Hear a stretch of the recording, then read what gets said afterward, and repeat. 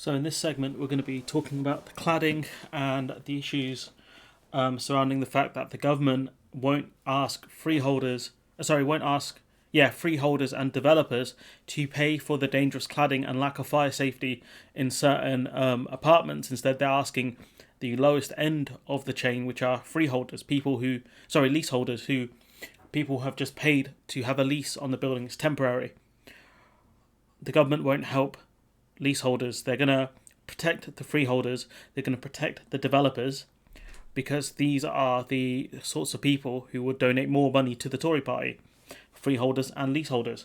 So the government, to an extent, has helped to get rid of the cladding by paying for it via grants and loans to buildings above a certain height in order to get rid of the dangerous cladding, but that only applies to buildings, I think, that are 18 stories and higher. So what about the ones that are 17 stories and lower? Like, are they not at risk of fire?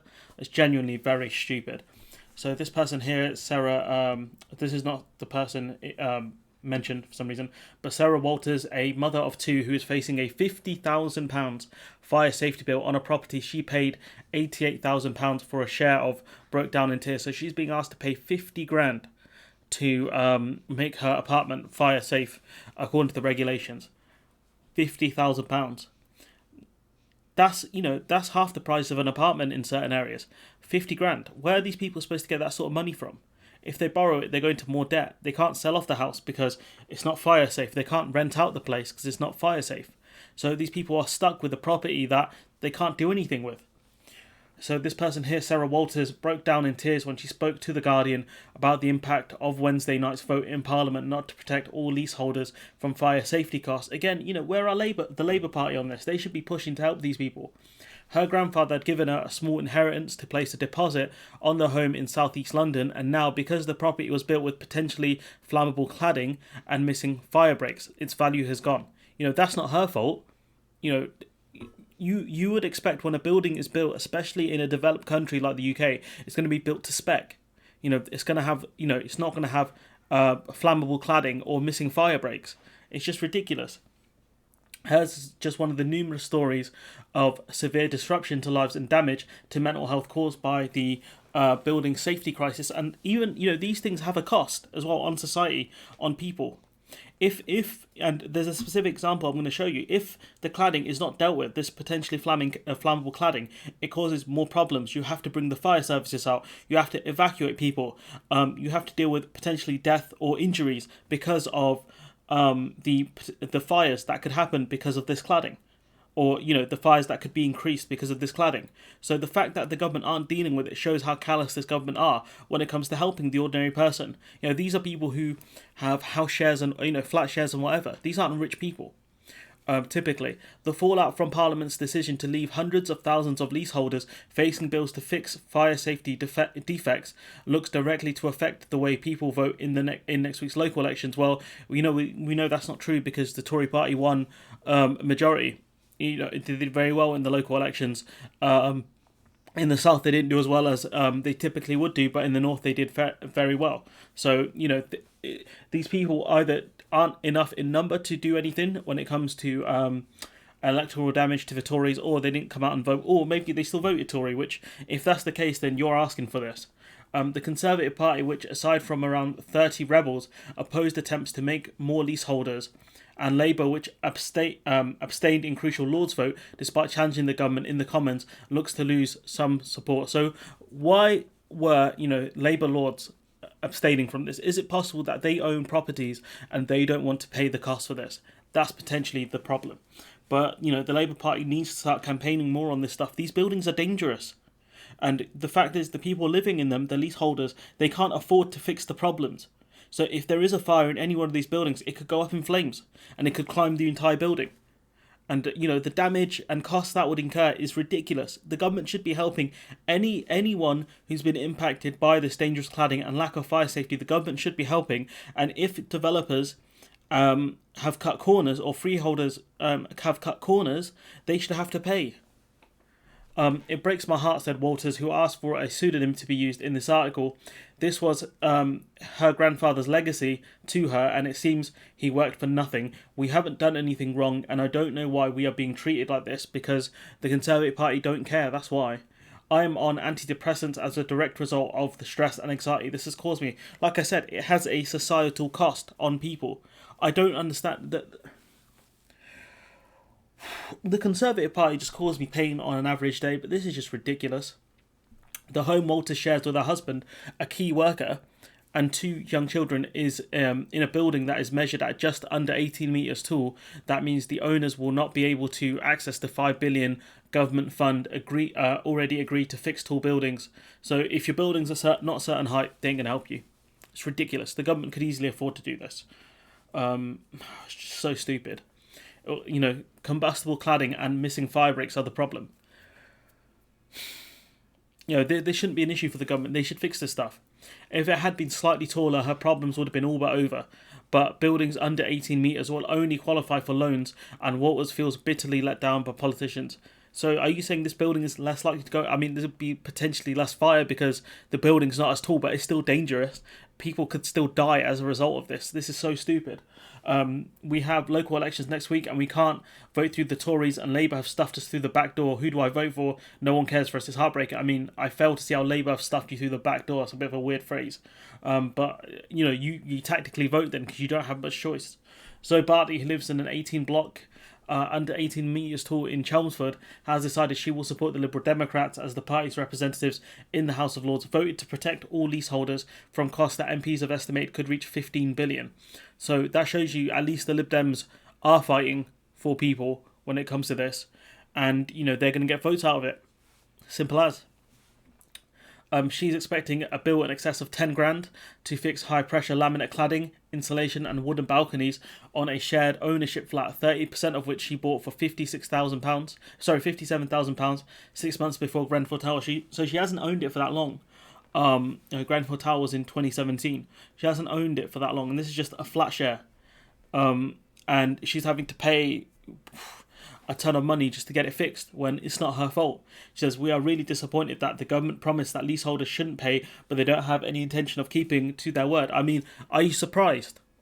This is why it's important to vote and get involved in politics, because you can end up with callous politicians like Boris Johnson and the Tory party who don't care that you need help. They don't care. They'll have you foot the bill, tens of thousands of pounds. They don't care. It's not their property. They don't have to pay. You know, there it is there. We can't sell, we can't sublet it, and we can't afford to rent or buy a second property. This is the situation for many people right now who live in these buildings. That, you know, they're stuck with it and they have to pay out because it's not fire safe. They can't do anything with the property. So Paul Afshar said that what the government needs to do is get the developers with deep pockets to stump up the cash. It's well within the government's ability to underwrite this, pay the costs and claim them back. But if the costs are very high when they claim them back, then these companies will probably just liquidate and come up with something else. That's what will happen. They'll declare bankruptcy or something stupid. But yeah, you can see a lot of these people bought house shares, and yeah, they can't afford to repair it because they don't have the money. You know, they couldn't even afford to buy the building outright. You know, the apartment outright. They had to buy a share in it, and they would hope to, in time, you know, buy the rest of it. You know, these are not rich people. We go here. This is a response from, the government. Some more complaints here. So this is the response arrived this week as the government pushed through fire safety legislation that leaves thousands of leaseholders facing bills of up to £75,000. Can you imagine you finally got your dream flat or apartment, and then you get charged £75,000 in order to make the place fire safe because the developers and the people who built the building decided to cut corners, and the freeholders decided to cut corners. So an unnamed government official replied, the government is aware of the effect that ongoing building safety concerns may have on the mental health of residents. Clearly you don't care because there are people on antidepressants, people that are going to have mental breakdowns because you idiots didn't help the people that needed the help. You didn't help enough people. Absolute clowns. It says here, if you feel able to, you can discuss any difficulties with your GP. Do you know how hard it is to get a GP appointment because of Conservative Party cuts? It's ridiculously difficult, especially in the COVID era. It's very hard to get a GP appointment. So again, the government out of touch twice in the space of one incident, really. they'll be able to signpost you to suitable healthcare services. So again, these people who need help with the cladding won't get it, and some of these people will have to go to doctors. They might have mental breakdowns because of it, and that has a further cost on society, but also the NHS. So the government, being stingy when it comes to helping people with dangerous cladding, have decided to push that cost on to not just leaseholders, but also wider society, because of the problems this is going to cause. So, well done, government. Well done. They also say call Samaritans. Samaritans is a number you call when you're incredibly desperate. They're there to help you when you've potentially hit rock bottom. There's more, but MPs have estimated leaseholders such as Rob could pay a further 10 billion in costs. That's leaseholders altogether, 10 billion pounds. That's nothing for the government. They could easily pay that off. But they're not, to acknowledge the despair and distress and offer nothing new as a government, and then transfer you to a service that a lot of people think as a last resort is pretty disgusting, said Rob. If Jenrick's office is aware of how bad the situation is, that they are advising people to speak to the Samaritans, then why aren't they doing anything to intervene? Because they don't care, mate. That's why. Sorry to say, Rob, they do not care. And it's sad. It's really sad, but it's the truth. The tower block, this is one that's gone on fire recently. This building here, which we'll talk about, we'll show you the video in a second. The tower block, which has Grenfell style tower cladding, caught fire on the 8th, 9th and 10th floors. The fire went up the building because of the dangerous cladding. We're very lucky the fire services were there and had the numbers to deal with it, despite all the cuts they've had to their staffing and also to their fire engine HQ, I can't remember what it's called, fire stations. The building features combustible panels on approximately 22% of the facade, I think that's how you pronounce it, the outside of the building. And if you watch the video, it's not great. The amount of smoke, etc., from the building.